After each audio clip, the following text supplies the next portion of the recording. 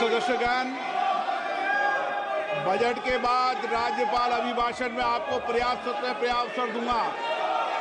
मेरा आपसे निवेदन है, नहीं माननीय अखिलेश जी, आपने संसद की मर्यादा को आप बना के रखें। कभी बजट भाषण के अंदर इस तरीके का नहीं हुआ, ये उचित नहीं है, ये उचित नहीं है। अखिलेश जी प्लीज, मैं आपको मौका दूंगा राज्यपाल अभिभाषण पे, प्लीज। नो, ये तरीका ठीक नहीं है। नो,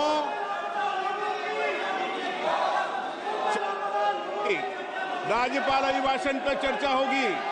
नो तरीका। Honorable Speaker, I present the budget for 25-26. This budget continues our government's efforts to A. Accelerate growth, B. Secure inclusive development, C. Invigorate private sector investments, D. Uplift household sentiments, and E. Enhance spending power of India's rising middle class. Together, we embark on a journey to unlock our nation's tremendous potential for greater prosperity and global positioning under the leadership of Honorable Prime Minister Shri Narendra Modi. As we complete the first quarter of the 21st century, continuing geopolitical headwinds suggest lower global economic growth over the medium term. However, our aspiration for a Vikasit Bharat inspires us, and the transformative work we have done during our government's first 2 terms guides us to march forward resolutely. Our economy is the fastest growing among all major economies. Our development track record for the past 10 years and structural reforms have drawn global attention. Confidence in India's capability and potential has only grown in this period. We see the next 5 years as a unique opportunity to realize Sabka Vikas, stimulating balanced growth of all regions. The great Telugu poet and playwright Gurujada Apparao had said, "Deshamante matti kadoy, deshamante manushuloy," meaning a country is not just its soil, a country is its people. In line with this, for us, Vikasit Bharat encompasses zero poverty, 100% quality good school education, access to high quality, affordable and comprehensive health care, 100% skilled labor with meaningful employment, 70% women in economic activities, and farmers making our country the food basket of the world. In this budget, the proposed development measures span 10 broad areas focusing on Garib, youth, Annadata and Nari, spurring agricultural growth and productivity, building rural prosperity and resilience, taking everyone together on an inclusive growth path, boosting manufacturing and furthering Make in India, supporting MSMEs, enabling employment-led development, investing in people, economy and innovation, securing energy supplies, promoting exports and nurturing innovation. For this journey of development, our 4 powerful engines are agriculture, MSME, investments and exports. The fuel, our reforms, our guiding spirit, inclusivity, and the destination, Vikasit Bharat. This budget aims to initiate transformative reforms across 6 domains. During the first 5 years, these will augment our growth potential and global competitiveness. The domains are taxation, power sector, urban development, mining, financial sector, and regulatory reforms. Agriculture as the first engine. Now I move to specific proposals, beginning with agriculture as the first engine.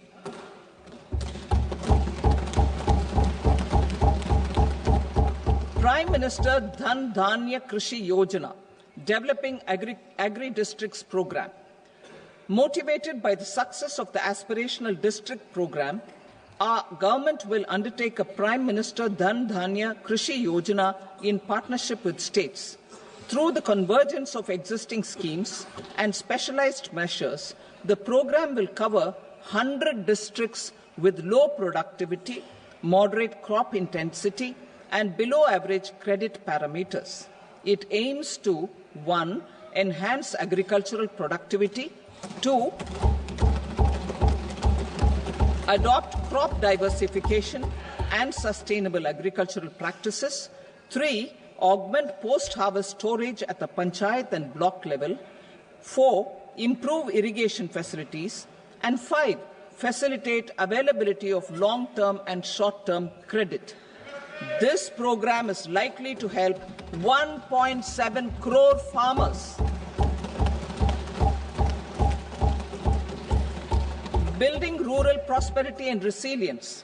A comprehensive multi-sectoral rural prosperity and resilience program will be launched in partnership with the states. This will address underemployment in agriculture through skilling, investment, technology, and invigorating the rural economy. The goal is to generate ample opportunities in rural areas so that migration is an option but not a necessity.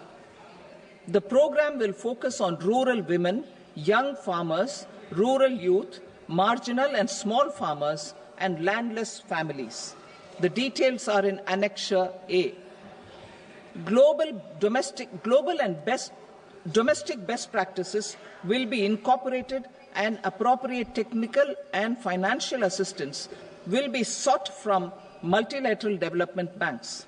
In Phase 1, 100 developing agri-districts will be covered. Atmanirbharta in pulses.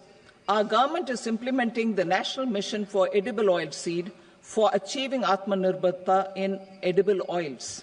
Our farmers have the capability to grow enough for our needs and more. 10 years ago, we made concerted efforts and succeeded in achieving near self-sufficiency in pulses. Farmers responded to the need by increasing the cultivated area by 50%, and government arranged for procurement and remunerative prices. Since then, with rising incomes and better affordability, our consumption of pulses has increased significantly. Our government will now launch a 6-year mission for Atmanirbharta in pulses with a special focus on Tuar, Urad and Masoor.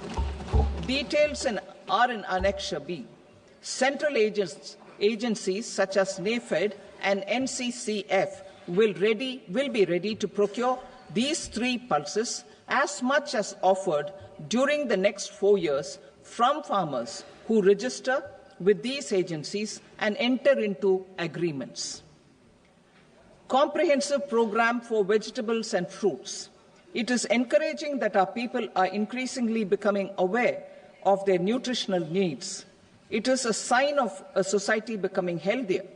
With rising income levels, the consumption of vegetables, fruits, and Sri Anna is increasing significantly.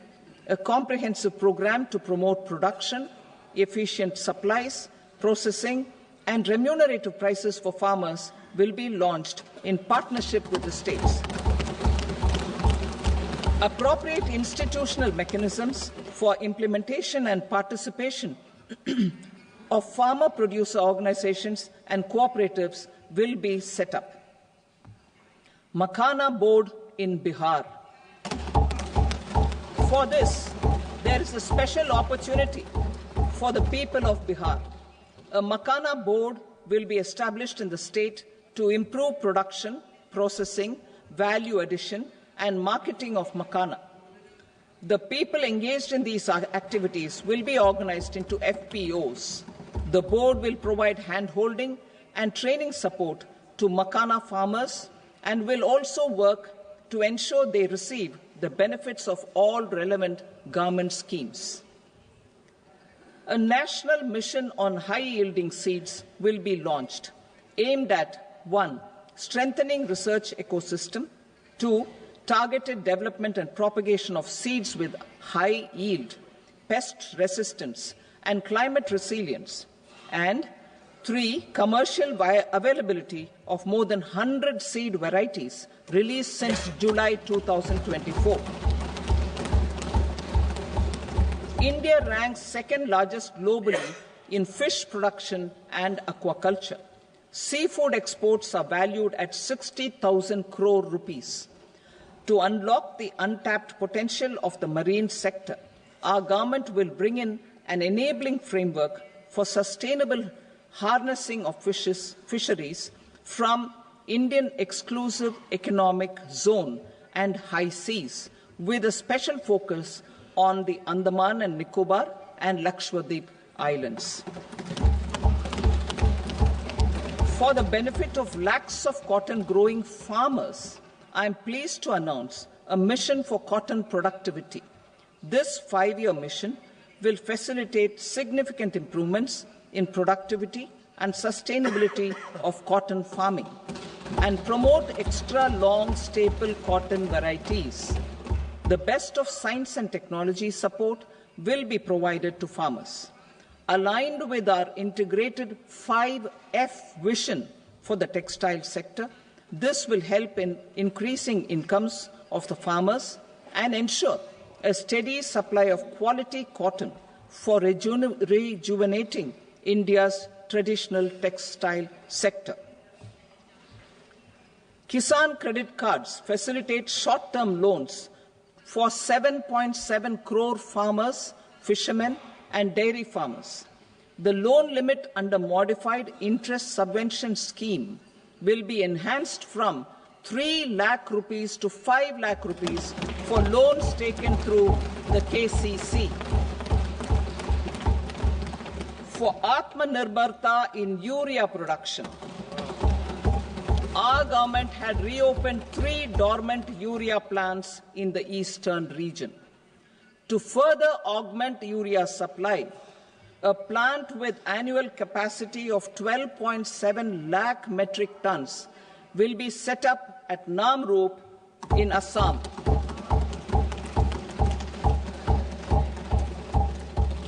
India Post, with 1.5 lakh rural post offices, complemented by the India Post Payment Bank and a vast network of 2.4 lakh Dak Sevaks, will be repositioned to act as a catalyst for the rural economy. Details are at Annexure C. India Post will also be transformed as a large public logistics organization. This will meet the rising needs of Vishwakarmas, new entrepreneurs, women, self-help groups, MSMEs, and the large business organizations. Our government will provide support to NCDC for its lending operations for the cooperative sector. MSMEs as the second engine. Now I move to MSMEs as the second engine, which encompasses manufacturing and services with a focus on MSMEs numbering 5.7 crores. Currently, over 1 crore registered MSMEs, employing 7.5 crore people and generating 36% of our manufacturing, have come together to position India as a global manufacturing hub. With their quality products, these MSMEs are responsible for 45% of our exports.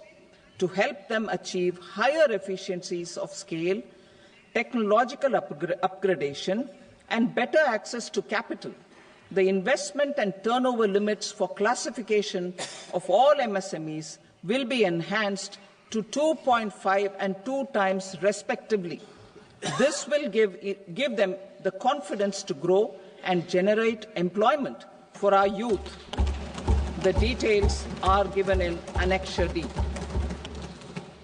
To improve access to credit, the credit guarantee cover will be enhanced.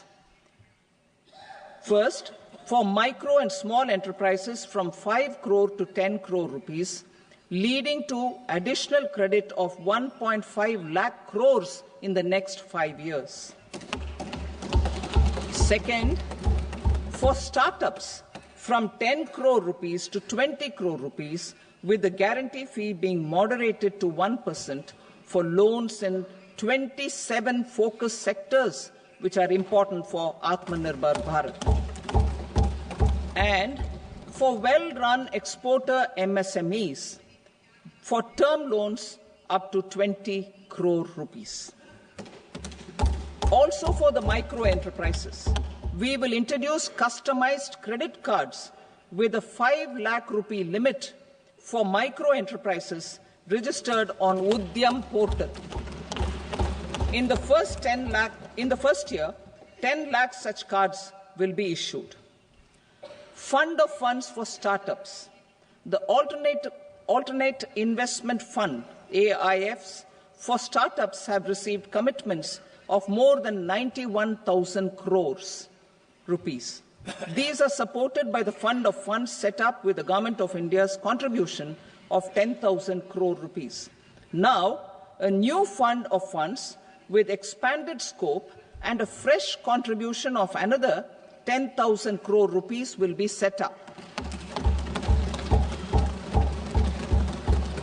A new scheme will be launched for 5 lakh women, scheduled castes and scheduled tribes, first-time entrepreneurs. This will provide term loans up to 2 crore rupees during the next 5 years. The scheme will incorporate lessons from the successful Stand Up India scheme. Online capacity building for entrepreneurship and managerial skills will also be organized. Measures for labor-intensive sectors. To promote employment and entrepreneurship opportunities in labor-intensive sectors, our government will undertake specific policy and facilitation measures. To enhance the productivity, quality, and competitiveness of India's footwear and leather sector, a focus product scheme will be implemented. The scheme will support design capacity, component manufacturing, and machinery required for production of non-leather quality footwear, besides the support for leather footwear and products.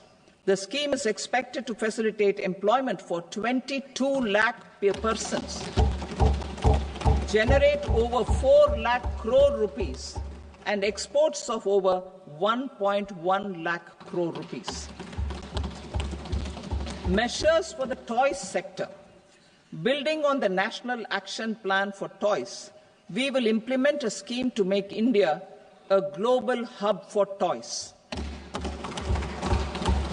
The scheme will focus on development of clusters, skills, and a manufacturing ecosystem that will create high-quality, unique, innovative, and sustainable toys that will represent the Made in India brand. Support for food processing.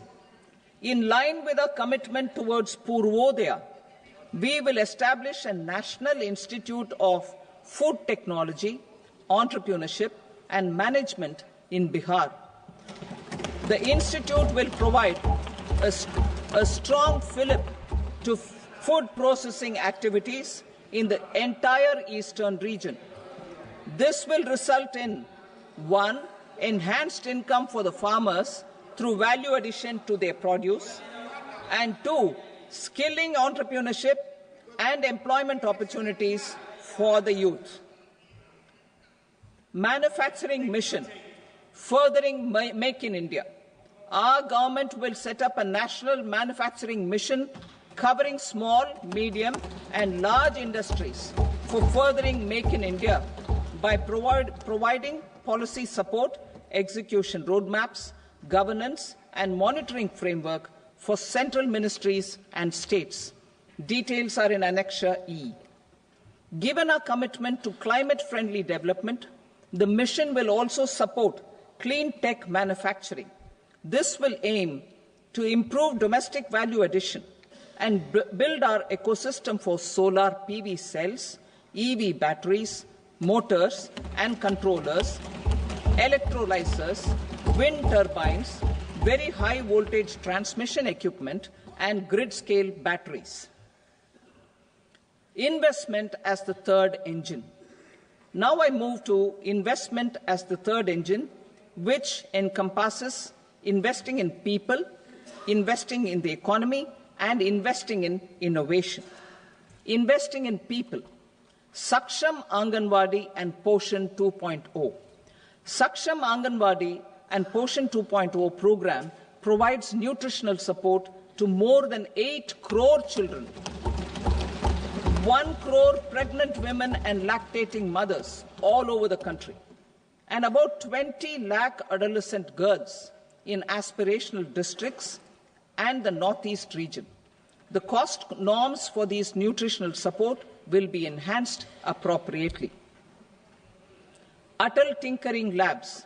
50,000 Atal Tinkering Labs will be set up in government schools in the next 5 years to cultivate the spirit of curiosity and innovation and foster a scientific temper among young minds.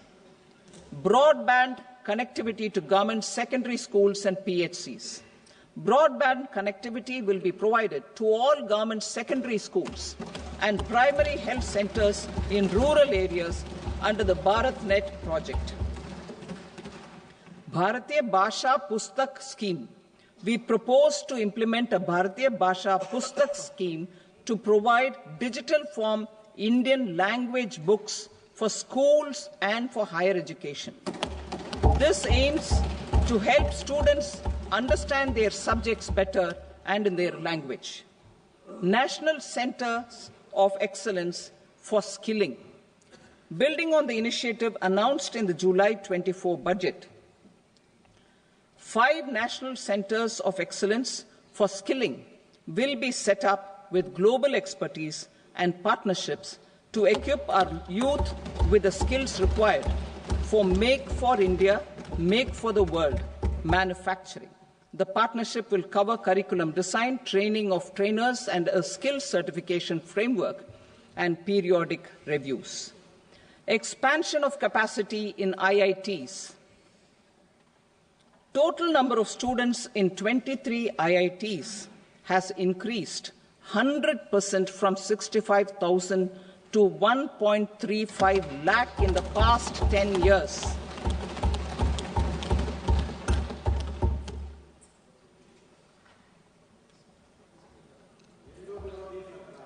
Additional infrastructure will be created in the 5 IITs started after 2014 to facilitate education for 6,500 more students. Hostel and other infrastructure capacity at IIT Patna will also be expanded.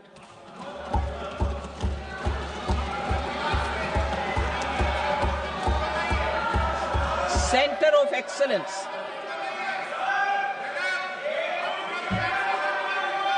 Center of Excellence in AI for Education.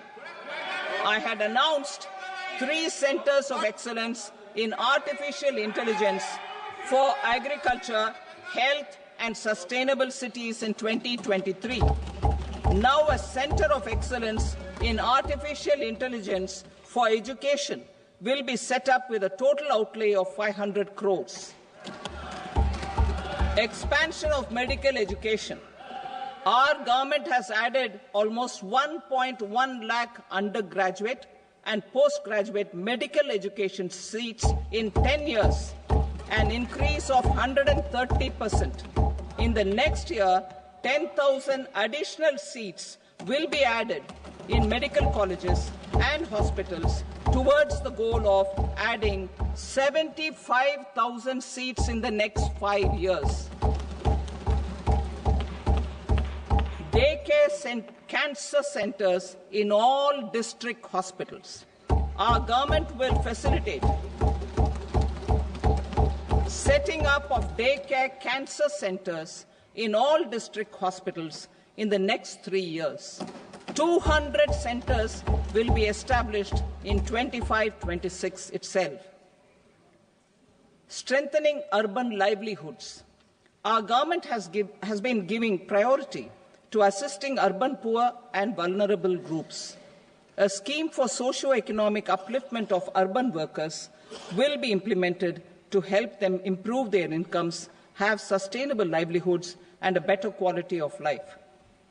PM Swanidhi scheme has benefited more than 68 lakh street vendors, giving them respite from high-interest informal sector loans. Building on this success, the scheme will be revamped with enhanced loans from banks, UPI-linked credit cards with 30,000 rupees limit, and capacity-building support. Social Security Scheme for welfare of online platform workers. Gig workers of online platforms provide great dynamism to the new age services economy. Recognizing their contribution, our government will arrange for their identity cards and registration on the e-Shram portal.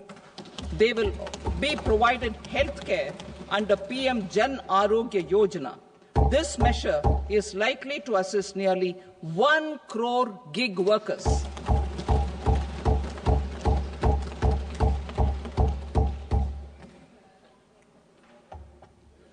Investing in the economy. Public-private partnership in infrastructure. Each infrastructure-related ministry will come up with a 3-year pipeline of projects that can be implemented in PPP mode. States will also be encouraged to do so and can seek support from the India Infrastructure Project Development Fund, which is a scheme to prepare PPP proposals. Support to states for infrastructure. An outlay of 1.5 lakh crore is proposed for the 50-year interest-free loans to states for capital expenditure and incentives for reforms. Building on the success of the first asset monetization plan announced in 2021, the second plan for 2025 to 30 will be launched to plough back capital of 10 lakh crore in new projects. Regulatory and fiscal measures will be fine-tuned to support the plan. Jal Jeevan Mission. Since 2019, 15 crore households, representing 80% of India's rural population, have been provided access to portable tap water connections. To achieve 100% coverage, I am pleased to announce the extension of this mission until 2028 with an enhanced total outlay. The mission's focus will be on the quality of infrastructure and O&M of rural piped water supply schemes through Jan Bhagidari. A separate MOU or separate MOUs will be signed with the states and union territories to ensure sustainability and citizen-centric water services delivery. Urban sector reforms.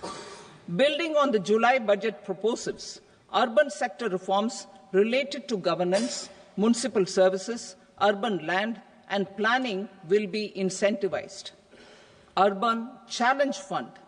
The government will set up an urban challenge fund of 1 lakh crore rupees to implement the proposals for cities as growth hubs, creative redevelopment of cities, and for water and sanitation purposes announced in the July budget. This fund will finance up to 25% of the cost of bankable projects, with a stipulation that at least 50% of the cost is funded from bonds, bank loans, and PPPs. An allocation of 10,000 crore is proposed in 2025-26. Power sector reforms. We will incentivize electricity distribution reforms and augmentation of intra-state transmission capacity by states. This will improve financial health and capacity of electricity companies. Additional borrowing of 0.5% of GSDP will be allowed to states contingent on these reforms. Nuclear energy mission for Vikasit Bharat. Development of at least 100 gigawatt of nuclear energy by 2047 is essential for our energy transition efforts. For an active partnership with the private sector towards this goal, amendments to the Atomic Energy Act and the Civil Liability for Nuclear Damage Act will be taken up. A nuclear energy mission for research and development of small modular reactors with an outlay of 20,000 crore will be set up. At least 5 indigenously developed small modular reactors will be operationalized by 2033. Shipbuilding. The shipbuilding financial assistance policy will be revamped to address cost disadvantages. This will also include credit notes for shipbreaking in Indian yards to promote the circular economy. Large ships above a specified size will be included in the infrastructure harmonized master list. Shipbuilding clusters will be facilitated to increase the range, categories, and capacity of ships.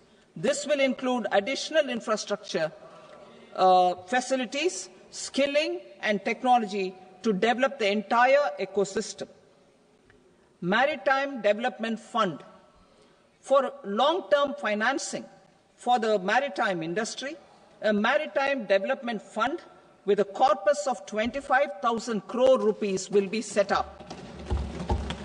This will be for distributed support and promoting competition. This will have up to 49% contribution by the government, and the balance will be mobilized from ports and from private sector. UDAN regional connectivity schemes. UDAN has enabled 1.5 crore middle-class people to meet their aspirations for speedier travel. The scheme has connected 88 airports, and operationalized 619 routes. Inspired by that success, a modified UDAN scheme will be launched to enhance regional connectivity to 120 new destinations and carry 4 crore passengers in the next 10 years. 4 crore additional passengers in the next 10 years. The scheme will also support helipads and smaller airports in hilly, aspirational, and northeast regional districts.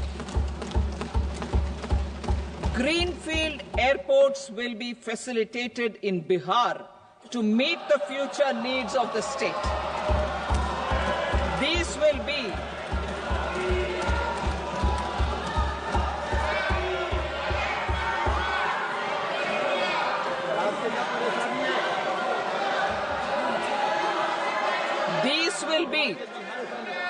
These will be in addition to the expansion of the capacity of Patna Airport and a brownfield airport in Beta.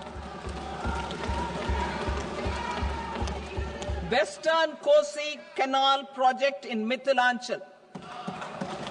Financial support will be provided for the Western Kosi Canal ERM project, benefiting a large number of farmers, cultivating over 50,000 hectares of land in the Mithilanchal region of Bihar. Mining sector reforms.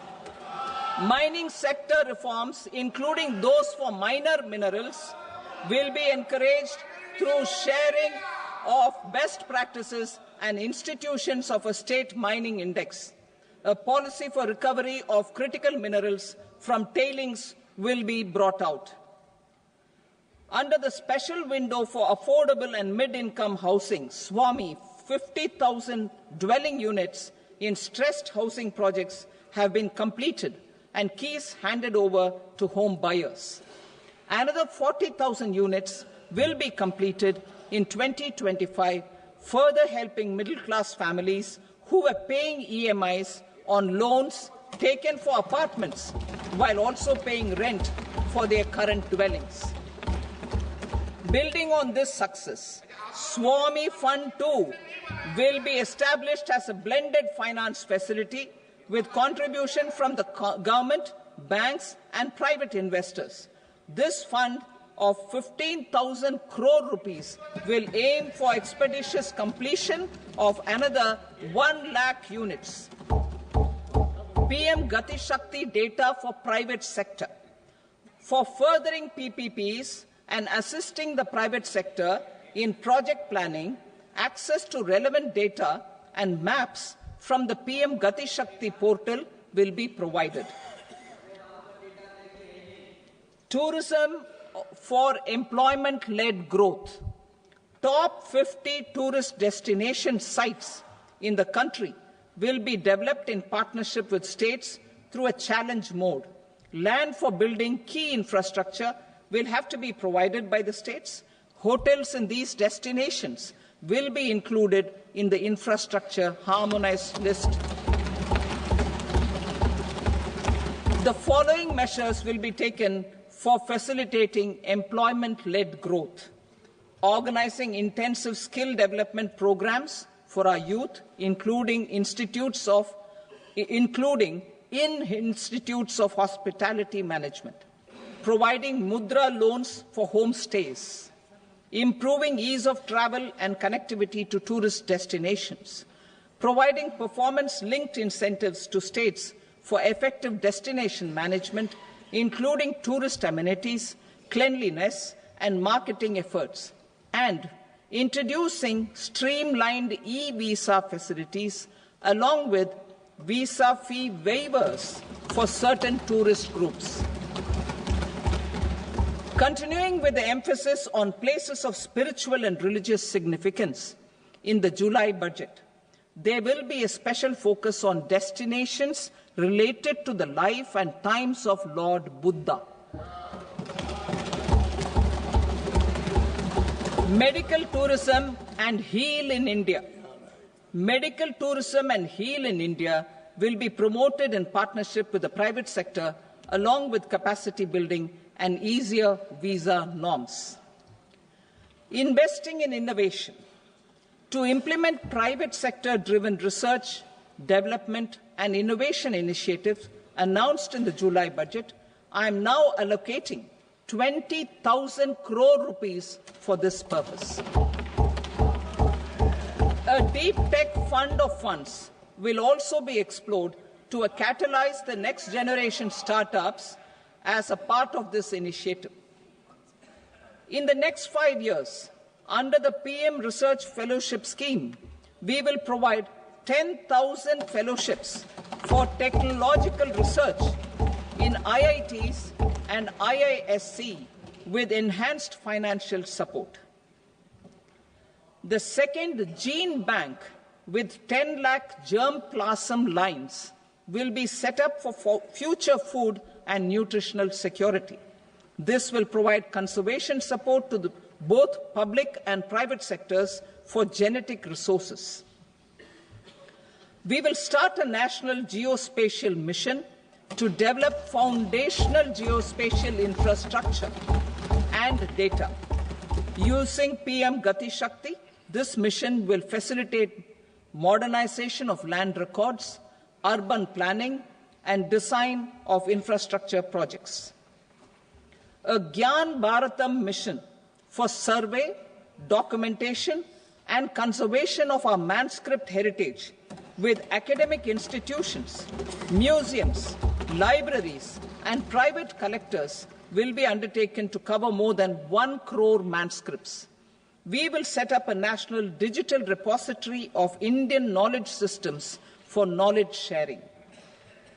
Now I move to exports as the fourth engine. We will set up an export promotion mission with sectoral and ministerial targets driven jointly by the Ministries of Commerce, MSME, and Finance. It will facilitate easy access to export credit, cross-border factoring support, support to MSMEs to tackle non-tariff measures in overseas markets. A digital public infrastructure, Bharat Trade Net, for international trade will be set up as a unified platform for trade documentation and financing solutions. This will complement the Unified Logistics Interface platform. The BTN will be aligned with international practices. Support will be provided to develop domestic manufacturing capacities for our economy's integration with global supply chains. Sectors will be identified based on objective criteria. Facilitation groups with participation of senior officers and industry representatives will be formed for select products and supply chains. Through this, there are huge opportunities related to Industry 4.0, which needs high skills and talent. Our youth have both. Our government will support the domestic electronic equipment industry to leverage this opportunity for the benefit of our youth. A national framework will be formulated as guidance to states for promoting global capability centers in emerging Tier 2 cities. This will suggest measures for enhancing availability of talent and infrastructure, building bylaw reforms, and mechanisms for collaboration with industry. Our government will facilitate upgradation of infrastructure and warehousing for air cargo, including high-value perishable horticultural produce. Cargo screening and customs protocol will be streamlined and made user-friendly. Reforms as the fuel.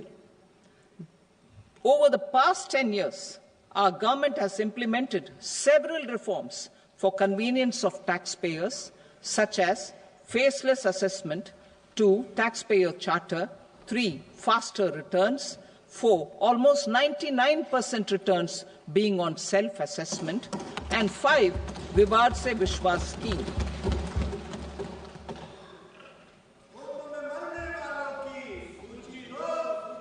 Continuing these efforts, I reaffirm the commitment of the Tax Department to trust first, scrutinize later. I also propose to introduce the new income tax bill next week. I will detail the indirect tax reforms and changes in direct taxes in Part B. Financial sector reforms.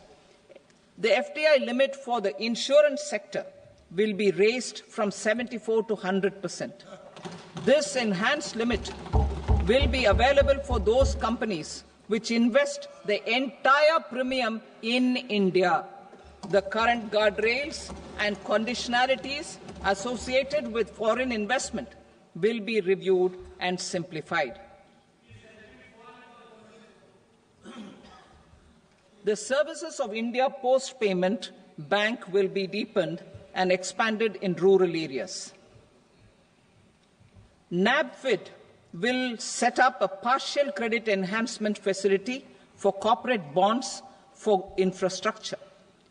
Public sector banks will develop Grameen Credit Score framework to serve the credit needs of SHG members and people in rural areas. A forum for regulatory coordination and development of pension products will be set up. To implement the earlier announcement on simplifying the KYC processes, the revamped Central KYC Registry will be rolled out in 2025. We will also implement a streamlined system for periodic updating.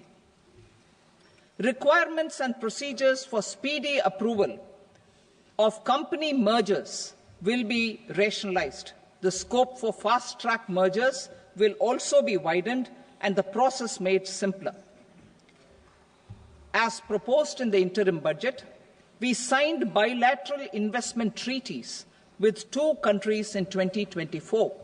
To encourage sustained foreign investment and in the spirit of First Develop India, the current model BIT will be revamped and made more investor-friendly. In the last 10 years, in several aspects, including financial and non-financial, our government has demonstrated a steadfast commitment to ease of doing business. We are determined to ensure that our regulations must keep up with technological innovations and global policy developments. A light-touch regulatory framework based on principles and trust will unleash productivity and employment. Through this framework, we will update regulations that were made under old laws. To develop this modern, flexible, people-friendly and trust-based regulatory framework appropriate for the 21st century, I propose 4 specific measures. A high-level committee for regulatory reforms will be set up for a review of all non-financial sector regulations, certifications, licenses, and permissions. The committee will be expected to make recommendations within a year. The objective is to strengthen trust-based economic governance and take transformational measures to enhance ease of doing business, especially in matters of inspection and compliances. States will be encouraged to join in this endeavour. An investment friendliness index of states will be launched in 2025 to further the spirit of competitive, cooperative federalism. Under the Financial Stability and Development Council, a mechanism will be set up to evaluate impact of the current financial regulations and subsidiary instructions. It will also formulate a framework to enhance their responsiveness and development of the financial sector. In the Jan Vishwas Act 2023, more than 180 legal provisions were decriminalized. Our government will now bring up the Jan Vishwas Bill 2.0 to decriminalize more than 100 provisions in various laws. I now move to fiscal policy. In the July budget, I had committed to staying the course for fiscal consolidation.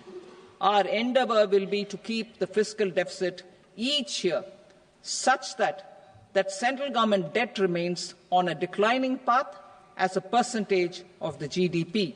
The roadmap for the next 6 years has been detailed in the FRBM statement. Revised estimates for 2024-25. The revised estimate of the total receipts other than borrowings is 31.47 lakh crore rupees, of which the net tax receipts are 25.57 lakh crore rupees. The revised estimate of the total expenditure is 47.16 lakh crore rupees, of which the capital expenditure is about 10.18 lakh crore rupees. The revised estimate of the fiscal deficit is 4.8% of the GDP. Budget estimates for 25-26. Coming to 25-26, the total receipts other than borrowings and total expenditure are estimated at 34.96 lakh crore rupees and 50.65 lakh crore rupees respectively. The net tax receipts are estimated at 28.37 lakh crore rupees. The fiscal deficit is estimated to be 4.4% of GDP. To finance the fiscal deficit, the net market borrowings from dated securities are estimated at 11.54 lakh crore. The balance financing is expected to come from small savings and other sources. The gross market borrowings are estimated at 14.82 lakh crore rupees. I will now move to Part B. Indirect taxes. My proposals relating to customs aim to rationalize tariff structure and address duty inversion. These will also support domestic manufacturing and value addition, promote exports, facilitate trade, and provide relief to common people. Rationalization of customs tariff structure for industrial goods. As a part of comprehensive review of customs rate structure announced in July 2024 budget, I propose to 1. Remove 7 tariff rates. This is over and above the 7 tariff rates removed in 23-24 budget. After this, there will be only 8 remaining tariff rates, including 0 rate. 2. Apply appropriate cess to broadly maintain effective duty incidence, except on a few items where such incidence will reduce marginally. 3. Levy not more than 1 cess or surcharge. Therefore, I propose to exempt social welfare surcharge on 82 tariff lines that are subject to a cess. I shall now take up sector-specific proposals. To provide relief to patients, particularly those suffering from cancer, rare diseases, and other severe chronic diseases, I propose to add 36 life-saving drugs and medicines to the list of medicines fully exempted from basic custom duty.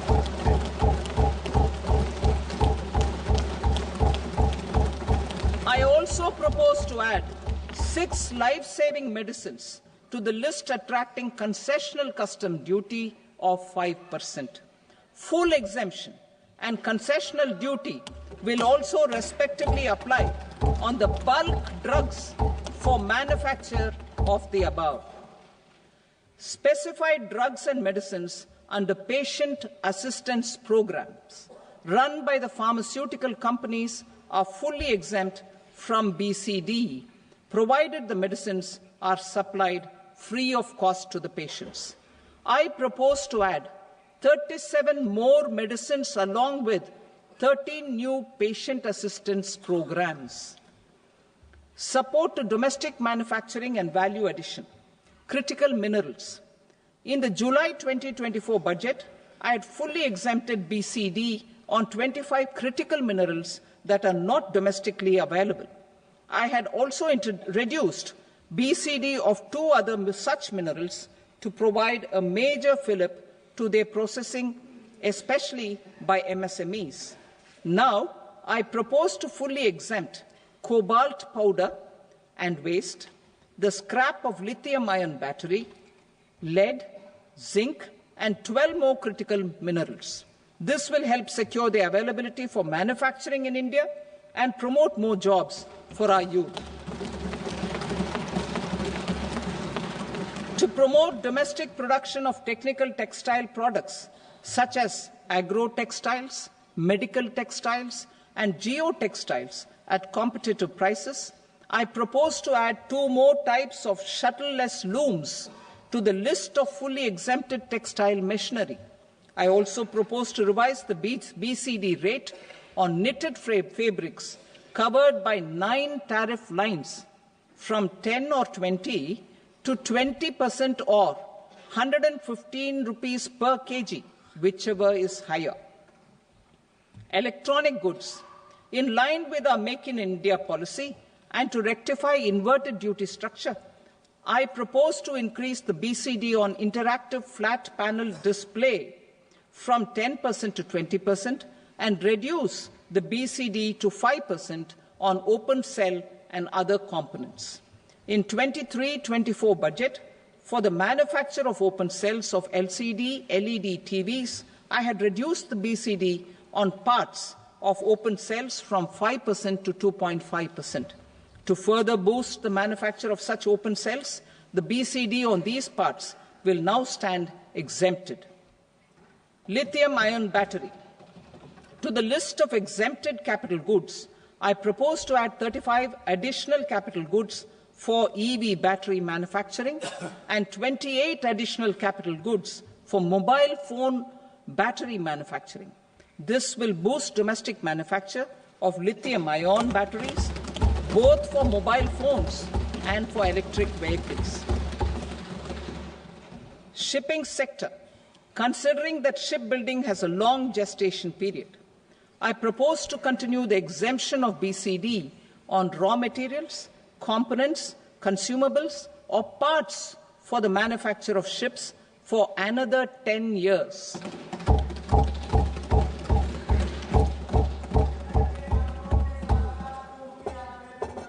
I also propose the same dispensation for shipbreaking to make it more competitive.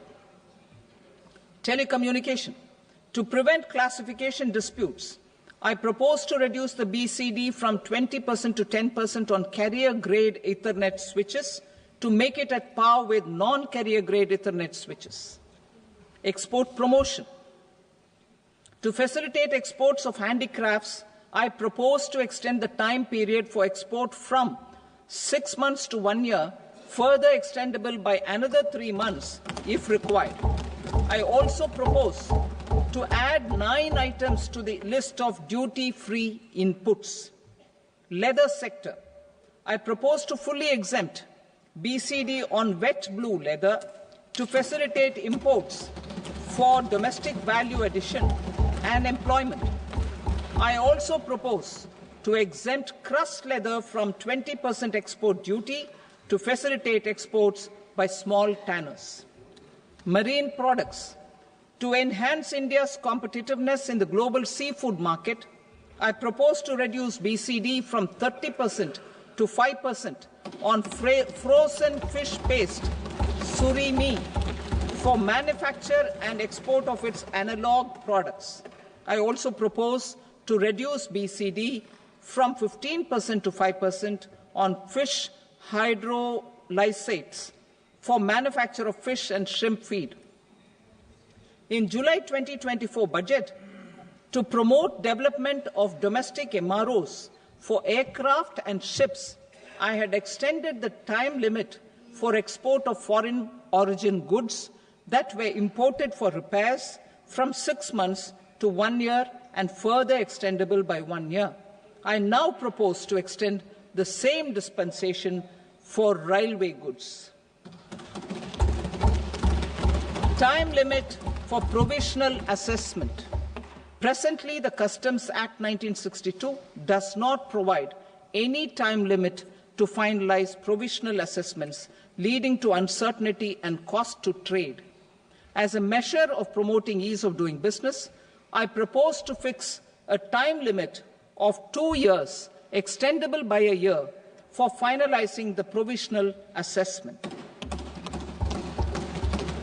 I propose to introduce a new provision that will enable importers or exporters, after clearance of goods, to voluntarily declare material facts and pay duty with interest but without penalty. This will incentivize voluntary compliance. However, this will not apply in cases where department has already initiated audit or investigation proceedings. For industry to better plan their imports, I propose to extend the time limit for the end use of imported inputs in the relevant rules from 6 months to 1 year. This will provide operational flexibility in view of cost and uncertainty of supply. Further, such importers will now have to file only quarterly statements instead of a monthly statement.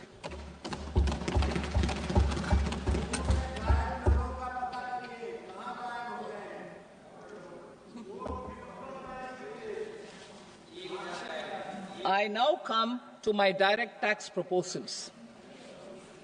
In Part A, I have briefly underlined taxation reforms as one of key reforms to realize our vision of Vikasit Bharat.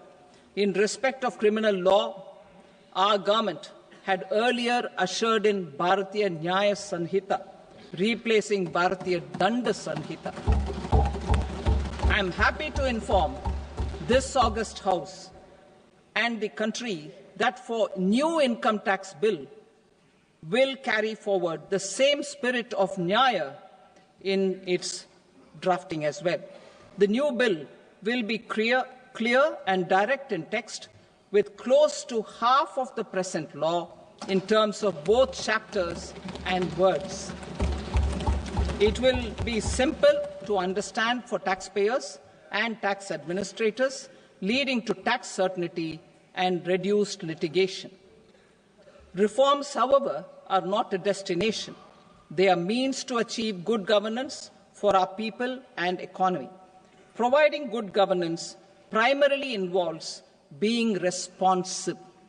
The Tirukural captures this in verse 542, which reads, "Vaanokki vaazhum ulagallam, mannavan kol nokki vaazhum kudi," meaning, just as the living beings live expecting rains, citizens live expecting good governance.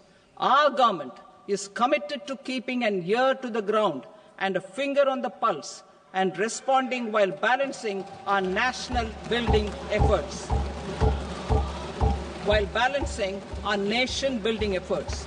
The following measures will detail just how our government will, under the guidance of PM Modi, has taken steps to understand and address. I repeat that sentence, sir. The following measures will detail just how our government, under the guidance of PM Modi, has taken steps to understand and address the needs voiced by our citizens. My tax proposals are guided by this spirit.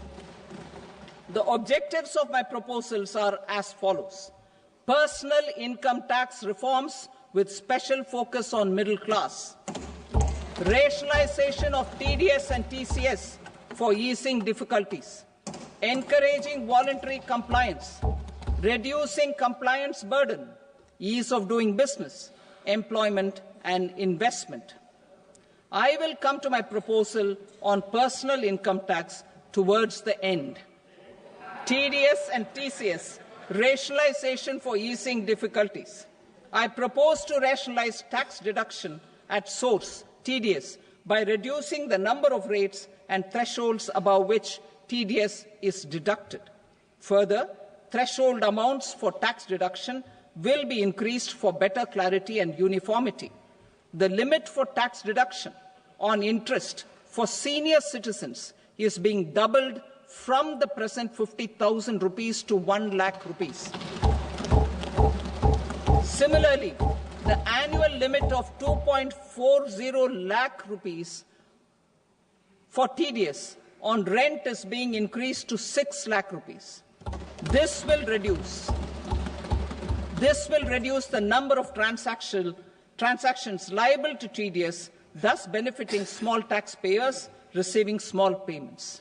The threshold to collect tax at source, the TCS, on remittances under RBI's liberalized remittance scheme, the LRS, is proposed to be increased from 7 lakh to 10 lakhs. I also propose to remove TCS on remittances for education purposes, where such remittances is out of a loan taken from a specified financial institution. Both TDS and TCS are being applied on any transaction related to sale of goods. To prevent such compliance difficulties, I propose to omit the TCS. I also propose that the provisions of the higher TDS deduction will now apply only in non-PAN cases. In July 2024, the delay for payment of TDS up to the due date of filing statement was decriminalized. I propose to provide the same relaxation to TCS provisions as well. The government under the leadership of Prime Minister Modi believes in Sabka Saath, Sabka Vikas, Sabka Vishwas and Sabka Prayas. In line with this, we brought in updated return facility in 2022 for voluntary compliance by taxpayers who had omitted to report their correct income. Our trust in taxpayers was proved right. Nearly 90 lakh taxpayers voluntarily updated their incomes by paying additional tax. Taking this trust further, I now propose to extend the time limit to file updated returns for any assessment year from the current limit of 2 years to 4 years. I propose to reduce the compliance burden for small charitable trusts and institutions by increasing their period of registration from 5 years to 10 years. It is also proposed that disproportionate consequences do not arise for minor defaults such as incomplete applications filed by charitable entities. Presently, taxpayers can claim the annual value of self-occupied properties as nil only on the fulfillment of certain conditions.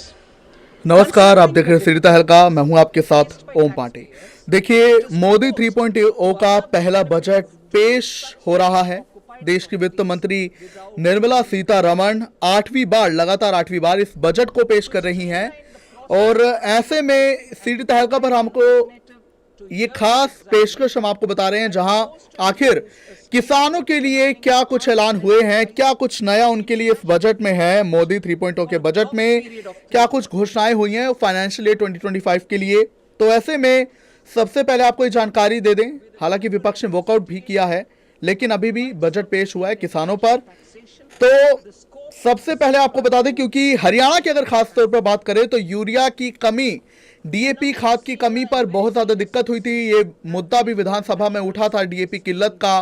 तो ऐसे में ये बड़ा फैसला मोदी सरकार ने लिया है, मोदी 3.0 ने, जहां अब किसानों के लिए यूरिया फैक्ट्री देश भर में लगाई जाएगी। बड़ी जानकारी, इस बजट सत्र में बड़ा फैसला जो है लिया गया है, ये पेश किया गया है, जहां अब किसानों के लिए यूरिया फैक्ट्री लगाई जाएगी ताकि खाद की जो दिक्कतें, खाद की जो किल्लत रबी फसल के समय, खरीफ फसलों के समय, बुआई के समय देखी जाती है, वो ना हो। तो इसके लिए अब बड़ा फैसला लिया गया है, यूरिया फैक्ट्री लगाई जाएगी। इसके अलावा जनधन कृषि योजना भी जो है, इस पर निर्मला सीतारमण ने कहा है कि सरकार इस पर लगातार काम कर रही है, इसकी बेहतरी पर, इसकी इंप्लीमेंटेशन पर काम करे कि आखिर इसे और कैसे बेहतर किया जाए और कैसे इसका लाभ ज्यादा से ज्यादा किसानों तक पहुंचाया जाए बिना किसी हानि के। वहीं आपको बता दें, चूंकि भारत देश कपास यानी कि कॉटन की खेती के लिए वर्ल्ड फेमस है, बहुत ज्यादा मशहूर है, बहुत अच्छी क्वालिटी की कॉटन यहां पर होती है। तो उसके लिए भी अब जो है, चूंकि बीते कुछ समय से कॉटन की प्रोडक्शन भी इंडिया में गिरी है, तो ऐसे में कपास उत्पादन के लिए 5 साल का प्लान तैयार किया गया है। जी हाँ, ये बड़ी जानकारी, और आप इसे एक तरीके से कह लीजिए कि मोदी 3.0 का अब जो कार्यकाल रहने वाला है उसके लिए 5 साल का प्लान कॉटन प्रोडक्शन के लिए तैयार किया गया है, जिसके तहत कैसे कॉटन की प्रोडक्शन और बढ़ाई जाए, जो किसान उसकी खेती कर रहे हैं उन्हें कैसे फायदा पहुंचाया जाए, इंपोर्ट एक्सपोर्ट इन सब पर भी ध्यान दिया जाएगा। इसके अलावा ये सबसे बड़ी घोषणा हम आपको बता दें, ये बड़ी जानकारी आपको दे दें जो पेश हुई है इस बजट में, जहां किसान क्रेडिट कार्ड की लिमिट बढ़ा दी गई है। ये बहुत ही बड़ी खुशखबरी, किसानों के लिए बहुत ही बड़ी राहत, जहां किसान क्रेडिट कार्ड की लिमिट बढ़ा दी गई है। जहां पहले 3 लाख तक की लिमिट थी और अब ये लिमिट 2 लाख बढ़ा दी गई है, 5 लाख अब लिमिट हो गई है। बड़ा तोहफा किसानों को मोदी 3.0 ने दिया है, इस बजट में मिला है किसानों को, जहां अब किसान क्रेडिट कार्ड की लिमिट जो है 5 लाख कर दी गई है। इसके अलावा दलहन के लिए जो है आत्मनिर्भरता मिशन की शुरुआत भी की जा रही है। दालों के लिए भी इंडिया बहुत मशहूर है और खेती में चूंकि काफी दिक्कतें भी आती हैं, जो रिक्वायरमेंट्स होते हैं वो पूरे नहीं हो पाते, तो ऐसे में भी सरकार लगातार इन प्रोडक्शंस पर काम कर रही है, उत्पादन पर काम कर रही है। और ये जो दलहन है, इनकी आत्मनिर्भरता के लिए जो मिशन की शुरुआत है वो की जा रही है कि इससे जो भी रिक्वायर्ड चीजें हैं, कैसे किसान इस पर आत्मनिर्भर रहे, देश आत्मनिर्भर रहे। वहीं आपको बता दें कि ये भी बड़ा ऐलान मोदी सरकार ने किया है कि किसानों को खेती का मुआवजा उचित मिलेगा। ये हमेशा, चाहे वो बाढ़ हो, चाहे वो सूखा हो या चाहे वो ठंड हो, हर मौसम में किसानों को नुकसान होता है फसलों में। तो ऐसे में कई किसानों ने आरोप ये लगाया है कि उन्हें मुआवजा उचित नहीं दिया जाता है। हालांकि ई-शदी पोर्टल इसके लिए लॉन्च किया जा चुका है हरियाणा की अगर बात करें, तो ऐसे में किसानों को उचित मुआवजा मिले, इसकी बात निर्मला सीतारमण ने कही है। लगातार वो 8वीं बार पेश बजट कर रही हैं। इसके अलावा किसानों की आय बढ़ाने पर भी जोर रहेगा। बड़ा ऐलान किया है कि किसानों को खेती का उचित मुआवजा मिले और उनकी आय बढ़ाने पर भी जोर जो है वो दिया जाएगा। इसके अलावा अब आपको बता दें, सबसे बड़ा ऐलान तो यही हुआ, सबसे बड़ा तोहफा ये हुआ है कि किसान क्रेडिट कार्ड की लिमिट 3 लाख से बढ़ा दी गई है और कई बड़ी घोषणाएं फाइनेंशियल ईयर 2025 में किसानों के लिए की गई है और कृषि योजना से 1.7 करोड़ किसानों को मदद मिलेगी। तो ये तमाम योजनाएं, जिनमें कि जनधन योजना है, किसान क्रेडिट कार्ड है और भी जो तमाम कृषि योजनाएं हैं, उनसे देश के लगभग 1.7 करोड़ किसानों को मदद मिलने का अनुमान है। आपको बता दें कि अब जो है कम उत्पादकता वाले 100 जिलों को कवर करने के लिए कृषि योजना शामिल है। सरकार एक कृषि कार्यक्रम लॉन्च करेगी जिसके तहत 1.7 करोड़ किसानों को मदद मिलेगी। इससे देश के जो 100 जिले हैं जिनमें की कम उत्पादकता है, कृषि के जरिए आखिर उन्हें कैसे उस उत्पादकता को और बेहतर किया जाए, बढ़ाया जाए, उसके लिए कृषि योजनाएं जो हैं वो लॉन्च की जा रही है और उसके तहत 1.7 करोड़ किसानों को फायदा मिलेगा। इसके अलावा वित्त मंत्री निर्मला सीतारमण ने यह भी कहा कि खाद्य तेल और बीज के लिए राष्ट्रीय मिशन का लक्ष्य इस क्षेत्र में आत्मनिर्भरता लाना है। इसके तहत दालों में आत्मनिर्भर बनने के लिए 6 साल का मिशन करेंगे। केंद्रीय एजेंसियों अगले 4 वर्षों में तुअर, उड़द, मसूर की खरीद करेगी। यानी कि वो किसान जो है, जो कि तुअर दाल उगाते हैं, उड़द दाल उगाते हैं और तमाम प्रकार की जो अन्य दलहन है, इसमें मसूर भी शामिल है, इसकी खरीद जो केंद्र की एजेंसियां हैं वो करेंगी। और प्रसंस्करण मूल्य संवर्धन में सुधार के लिए बिहार में मखाना बोर्ड भी बनाया जा रहा है।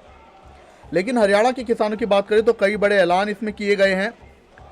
सबसे बड़ी यही कि यूरिया फैक्ट्री लगाई जाएगी देश भर में। इसके अलावा किसान क्रेडिट कार्ड की लिमिट बढ़ाई गई है।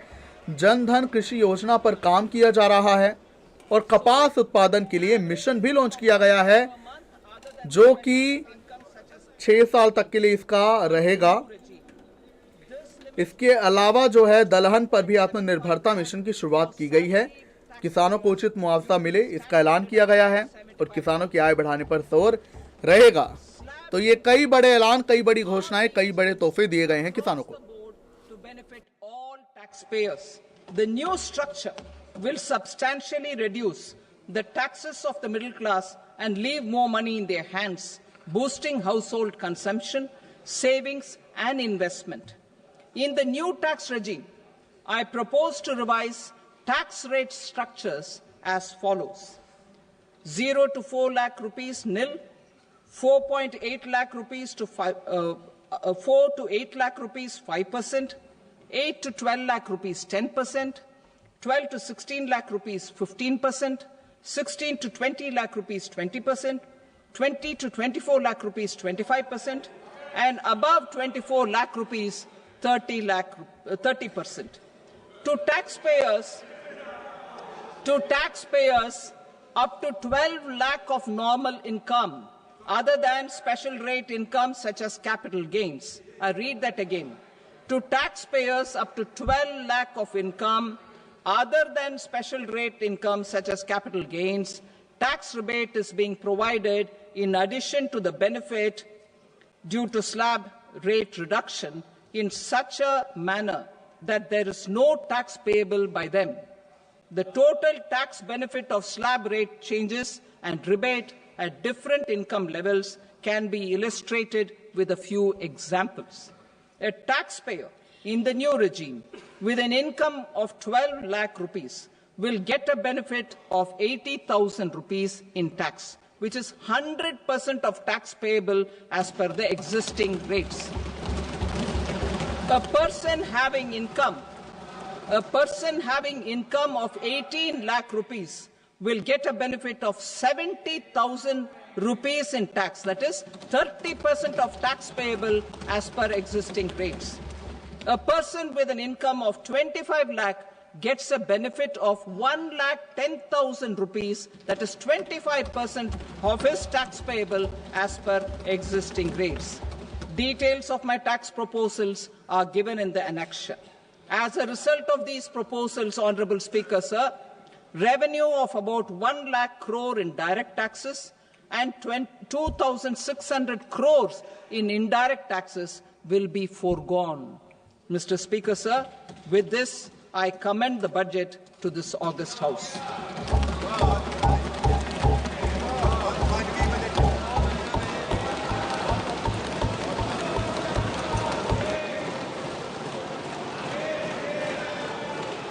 Item number 2 Shrimati Nirmala Sitharaman.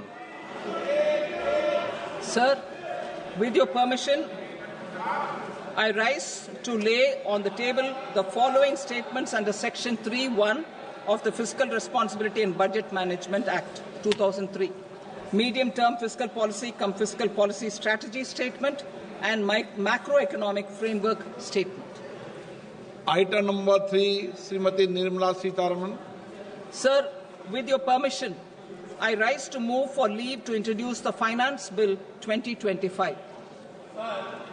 प्रश्न ये है कि विधेयक को पुनर्स्थापित करने की अनुमति प्रदान की जाए. जो सदस्य इसके पक्ष में हाँ कहें, जो सदस्य विरोध में ना कहें. मेरे विचार में निर्णय हाँ वालों के पक्ष में हुआ. हाँ वालों के पक्ष में अनुमति प्रदान की जाती है. माननीय मंत्री जी, अब विधेयक को पुनर्स्थापित करें. Sir, I introduce the bill. Thank you. सभा की कार्रवाई सोमवार दिनांक 3 फरवरी 2025 को प्राप्त 11 बजे तक के लिए स्थगित की जाती है.